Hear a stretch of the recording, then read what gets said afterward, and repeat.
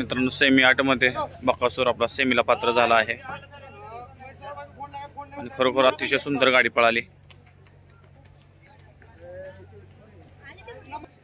मित्रांनो सप्तहिंद केसरी भारत पुन्हा एकदा विंगच्या मैदानात सेमीला पात्र झाला आहे आणि खरोखर अतिशय सुंदर गाडी पळाली। मित्रांनो भैरव बी सेमीला पात्र झाला आहे 23 मध्ये आणि खरोखर अतिशय सुंदर गाडी पळाली। सेमीला खरोखर लढत बघायला भेटणार आहे। मित्रांनो शिवा बी गट पास झालाय 94 आणि खरोखर अतिशय 94 28 मध्ये आणि खरोखर अतिशय सुंदर गाडी पळाली। स्पीड भरपूर आहे बैलाला आणि खरोखर सेमी आपल्याला बघायला प्रत्येक गटामध्ये लढत बघायला भेटणार आहे। मित्रांनो सोन्या बी सेमीला पात्र झालाय आणि खरोखरच जबरदस्त गाडी पळाल्या आणि प्रत्येक सेमी मित्रांनो सांगायला नको पण खरोखर लढत बघायला भेटणार आहे। मित्रांनो होशन बी सेमीला पात्र झालाय 16 मध्येच आणि संभा बी 16 मध्ये म्हणजे ही घरचीच गाडी पळाली मित्रांनो आणि एकत्र दोन वासरू बघितल्यात एकत्रच बांधल्यात एक वासरू आणि खरोखर अतिशय स्पीड लागलं होतं या गाडीला। मित्रांनो सैदापुराचा नाग्या 14 मध्ये गाडी पळाली आणि अतिशय सुंदर गाडी पळाली सेमीला पात्र झालेला आहे। मित्रांनो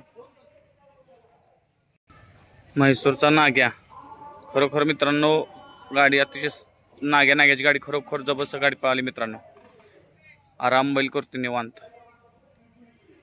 फक्त मित्रांनो सावली केली पाहिजे बैलाच नाही। मित्रांनो गुरसाळकरांचा गजा खरोखरच गाडी म्हटलं तर बैल बघू शकता अतिशय सुंदर आणि देखना बैल गाडी सुंदर पळाली सेमीला पात्र झाले आणि सेमीला फक्त प्रत्येक गटामध्ये लढत बघायला भेटणार आपल्याला। मित्रांनो राणा 31 मध्ये गट पास केलाय जबरदस्त गाडी पळाली 31 मध्ये। मित्रांनो कराडकरांचा भावल्या 26 मध्ये गाडी अतिशय सुंदर पळाली आणि सेमीला पात्र झालाय बघू शकता मित्रांनो स्पीड भरपूर आहे। मित्रांनो लारा बी गट पास झालाय। मित्रांनो चापा माजगावकरांचा सर्जा बी सेमीला पात्र झालाय एकदम काळा कुटन स्पीड म्हणलं तर मित्रांनो जबरदस्त आहे। मित्रांनो राणा निवांत आता आराम करतोय आणि भारतभर गाडी पळाली आणि ही जोडी खरोखर अतिशय स्पीड मध्ये पळाली।